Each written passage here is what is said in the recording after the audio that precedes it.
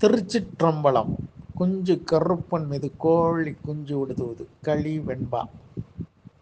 ஆடாது வந்ததிரே கண்காணு கேளாது உருண்டெடுத்து மெய்யுமே பாடாது சிறுமலைக்கும் தீரா துயர் துடைக்கும் என்று துயர் தீர உரைத்து ஓதும்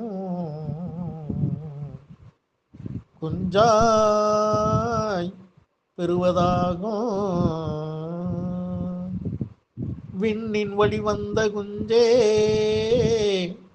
மண்ணில் குடிகாக்கும் குஞ்சே கச்சை தரித்து கண்ணில் காட்சியாய் உருவமாய்